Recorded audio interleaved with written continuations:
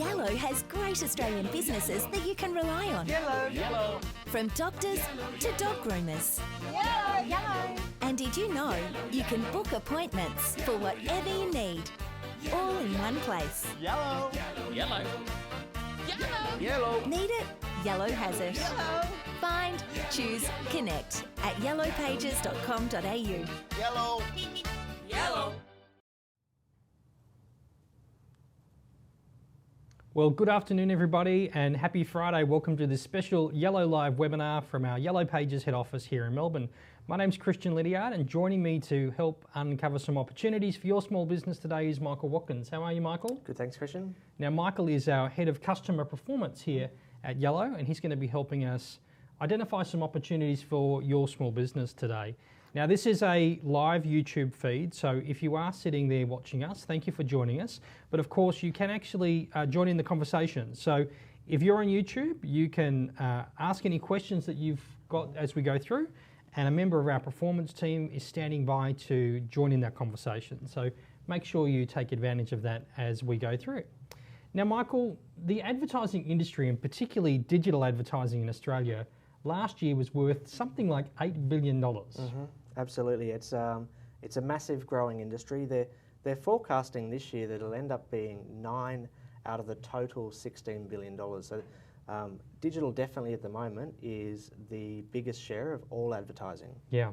So we'll put an illustration on the screen now to show how some of that's broken up. Now, what's really interesting is about a third of the advertising revenue that's been spent in Australia is on a digital display product. So that's like banner ads and things like that, video, and that's what we want to talk about today.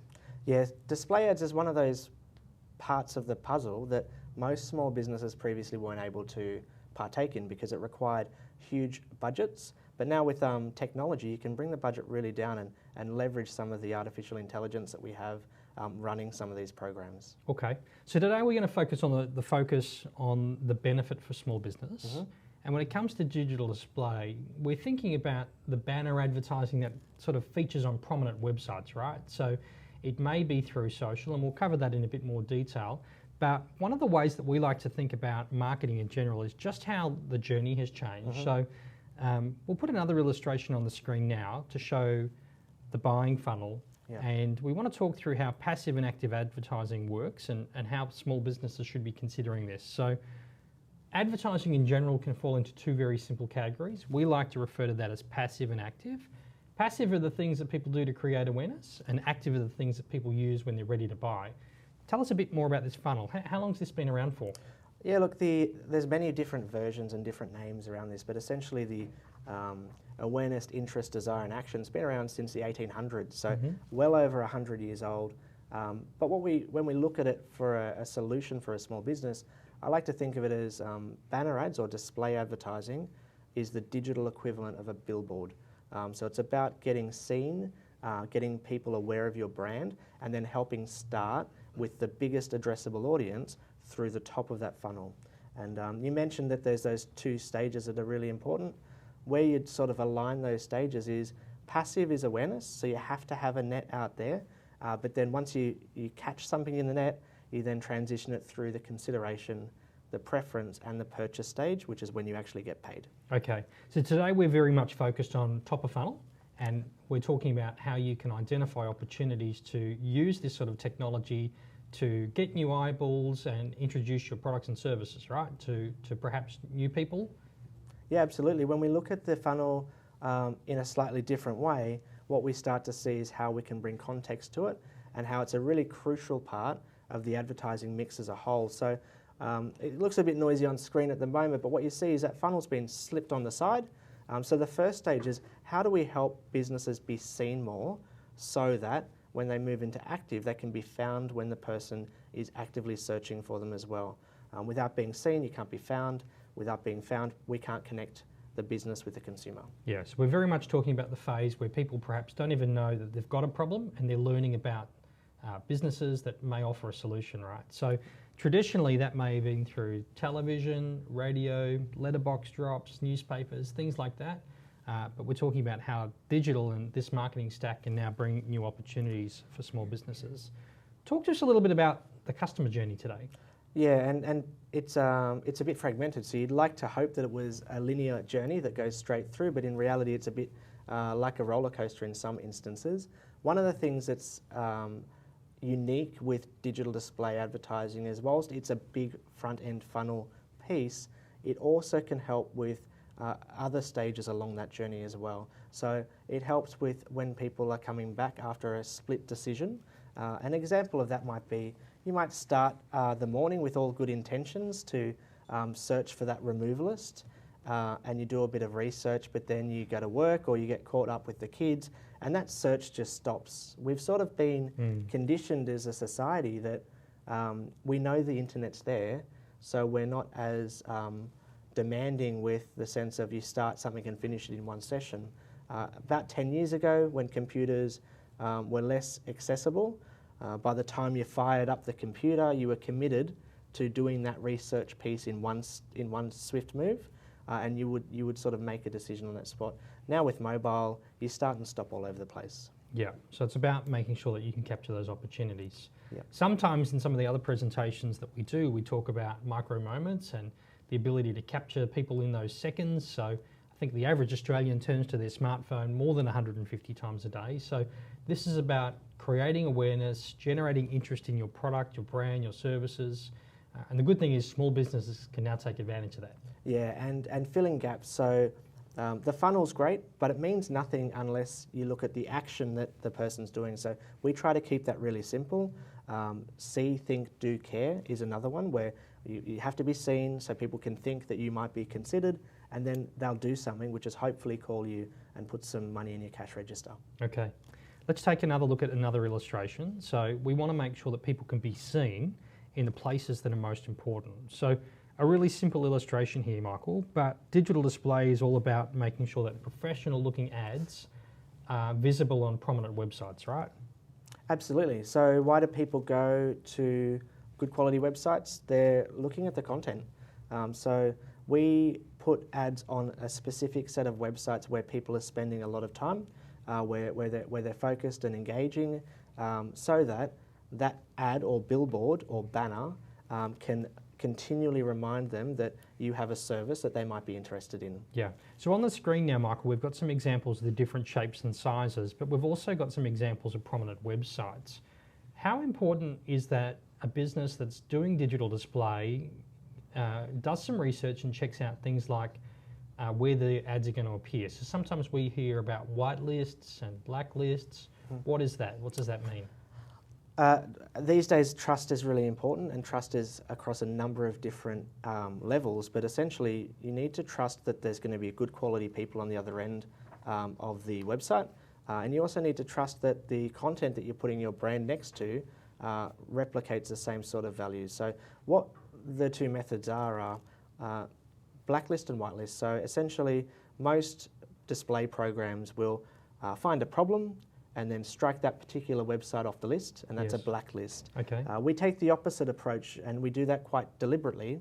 We only add sites to the list that we know are vetted and meet the requirements that we have. So they're sites that we're deliberately looking for where there's a good interest group that's focused on absorbing that sort of content. So things like sports, Fox, Better Homes and Gardens. Lifestyle. Yeah, places where you're going to actually acknowledge and take in what's on that site. So that's news and stuff. So on the other side, one of the reasons why you might consider whitelist would be to make sure that you're not appearing on a lot of gaming sites, or it might be, you know, something that's inappropriate perhaps. Yeah, and unfortunately today's reality is that some people build a lot of gaming and gambling, and there's a lot of dodgy sites out there that are quite simply not going to be good traffic for you anyway, and they're not doing it for the right reasons. So we need to just exclude that, but not by elimination. Let's only put in the good sites as opposed to picking up when we find problems. Okay, so talk to us a little bit more about display networks, right? So display is about lots of different websites where things can appear. How specific can that be for a business?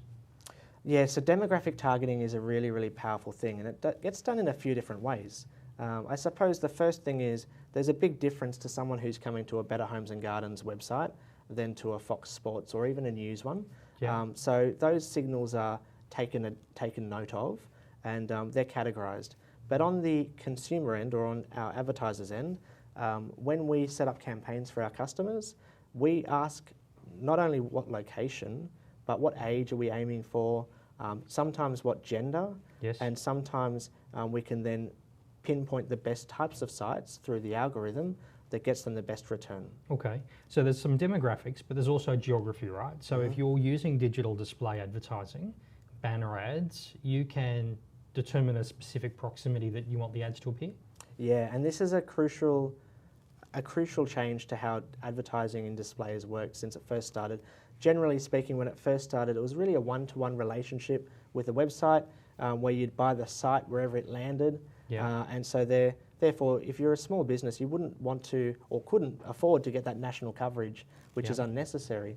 Now we treat it very, very local. So we're talking individual locations, postcode level, where you choose the catchment area where your customers come from. Yeah. And that's where the users who view those sites see your ads. Okay. So it could be a big site that is a national or international site, as long as it's good quality, but only users who are in the area that's your catchment zone will see your ads. All right, so even though it's a prominent website, you'll only appear locally. Yeah, and we want to be on the big ones. We want to be on the ones where we're going to get good experiences. And good traffic. Yeah. Let's take another look at some ads on the screen here. So when you're putting together a good display ad, they need to have different types of call to action, don't they?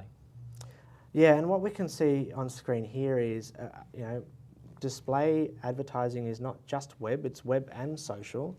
And so we take advantage of the different channels that they can appear on and make sure that we automatically reposition your ad so that it best fits. So you can see in the bottom left there, mobile. There's so much mobile usage. In fact, it's growing exponentially. It is a great opportunity for us to reinforce. But when we reinforce brands and locations and phone numbers on mobile, there's not much room for anything else, and that should be the focus.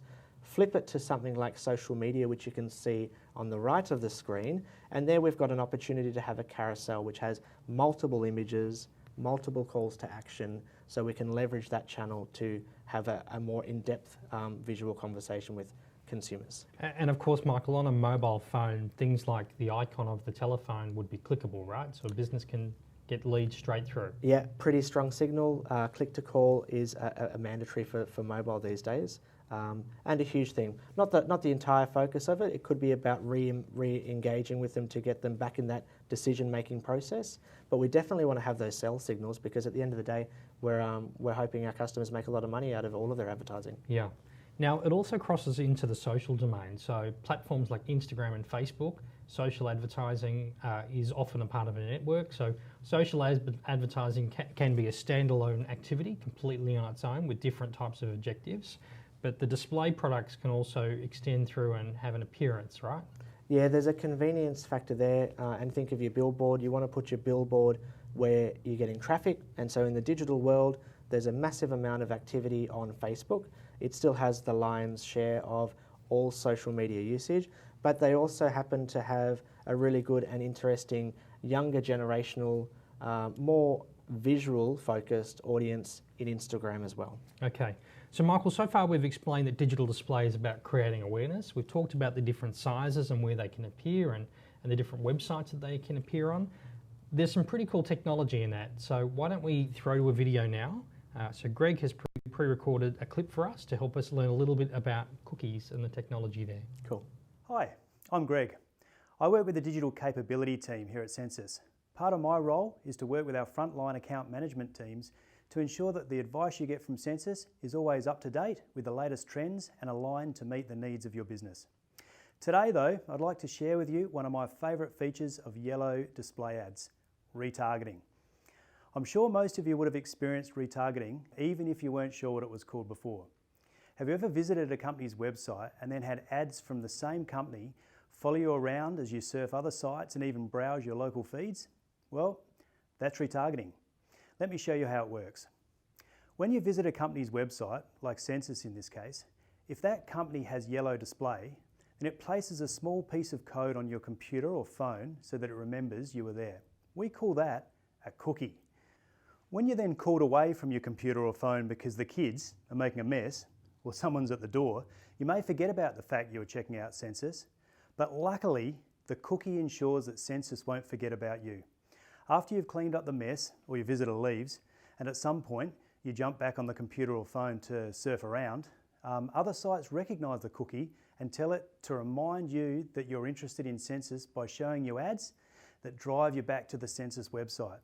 This could happen on Better Homes and Gardens, news.com, or even Facebook. In fact, it could happen on hundreds of hand-put websites right across Australia. The end result is the consumer is reminded to head back to Census and complete their research, or even better, complete their sale. So Greg's helped us, Michael, understand some pretty cool technology. In fact, if you are watching live, Greg is on standby to answer your questions. So shout out to Greg in Adelaide, but if you do have any questions in the YouTube feed, you'll find that Greg is the one responding to those today. Michael, what are some of the call-outs there? Other than every time I see that cookie, I get hungry, but one of the really interesting things about display and using some of the technology behind it is probably really focused in that repeat purchase. So it's not just about new business acquisition. This is about getting people to buy more frequently for your business as well. You might have, well, we know across the board that you often make more profit with repeat transactions than you do to acquire new. And it's often one of those things that's hard to achieve. But through the retargeting, when people come to your website, they'll see your display ads again. So then you have that opportunity to bring them back into that purchase funnel. Yeah, and that's something people will have experienced a lot on their own now, right? So you will have experienced this probably on your own computers or watching television at night, noticing that you've explored something on the web and then the next moment there's an ad popping up in your Facebook feed, right? Absolutely. Like most people want to see the right ad in the right place for the right reason. And as consumers, we're expecting more relevant ads. We don't want ads trying to sell us stuff that we don't want. We want to see ads that are showing us stuff that we do want. Yeah. And that's where retargeting is really powerful. Awesome. Let's talk a bit more about the benefits, right? So for a small business owner, you've heard about digital display, maybe you're intrigued, but what really are the benefits for the small business? So let's start with the first one, fast. So one of the things that's really unique about our platform is that it's a really good experience where we can sit by your side and set up a campaign and take you through the targeting, set up the demographics and build a campaign which you can see on the spot. So that's one big piece, is that I mentioned earlier on that previously big agencies would have big campaigns, used to have huge budgets. That's not required anymore. Small businesses can start campaigns for a very little amount each month to make sure they're filling the top end of their funnel. Okay. Now, hyper-local or local, right? So this is about getting down to your suburb level. And really important, the best of both worlds. So you appear on a national or international website, but only to users who are in your area that can buy your products or services. All right. In terms of value and getting value for your money and reach and a return on investment, probably the point here would be about the artificial intelligence and the optimization. So on average, we're 2 times the click-through rate, and so what that means is it's just a better targeted, more direct, more influential campaign that we run. But anything that you can do to fill that early funnel, that's what's going to then give you the opportunity to transact. Without the early funnel, you don't have an opportunity. Okay. Now, it's important to tailor these ads, right? So making sure that you've got relevant call to actions. What else is the benefit of tailoring here? Looking at the consumer journey and thinking about the consumer first. So as a consumer goes through those different stages, they've got different intents.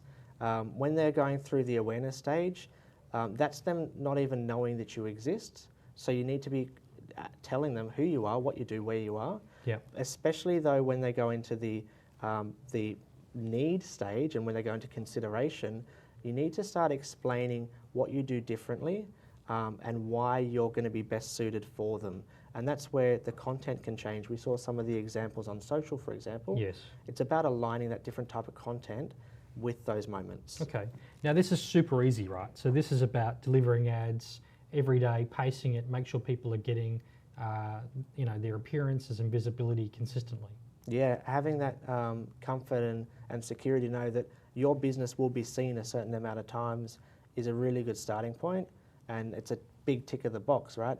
Then you can look at what do I do with those people who are starting to come through the funnel. Okay, and our final benefit there we've got on the screen is safe. We touched on it quite directly with the whitelist. It's a really powerful thing. It's a really important thing for us, and there's lots of different ways you can do it. But you've got to make sure that you're advertising your brand. This is a brand awareness product more so than anything else. You want to make sure you're putting yourself in that right place. Okay. Now, small businesses all the time that I speak to are really keen to learn about the results, right? So at the end of the day, when you're spending $1, you need to be making back more than $1, obviously, to ensure that your return on investment is good. Let's take a look at some case studies, Michael, and we'll get you to talk us through some of these. So the first one is for a furniture business. I think they do bedding furniture, is that right?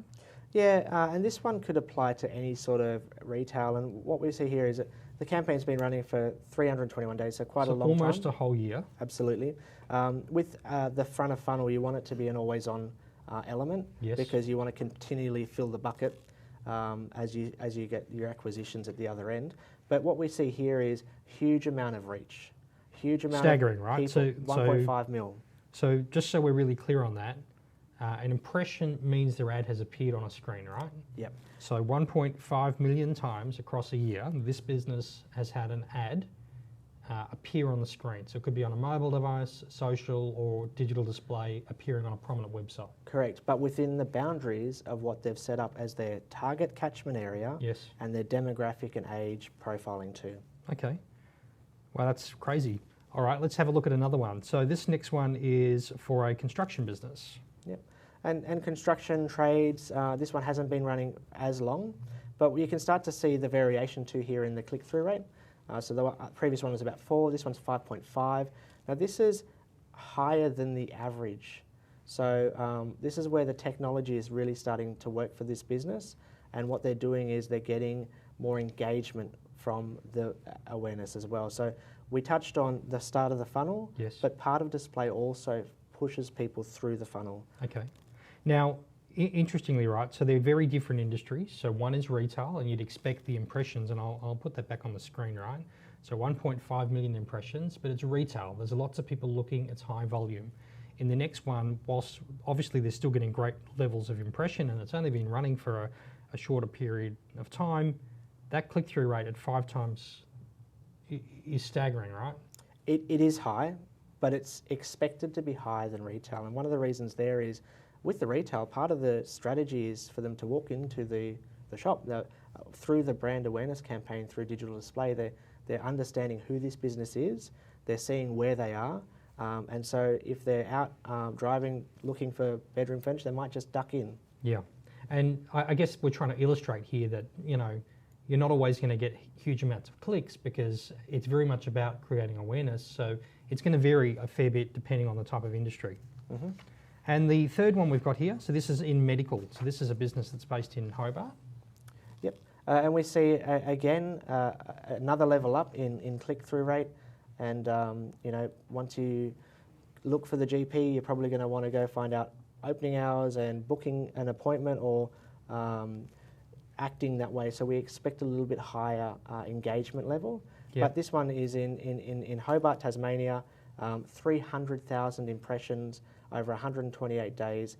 That's really good for that business to be seen as an expert in that local area. Yeah, no, that's fantastic. So Michael, let's talk a little bit about why choose Yellow. So Yellow has been providing digital display services for small businesses in Australia for about 18 months now. Mm-hmm.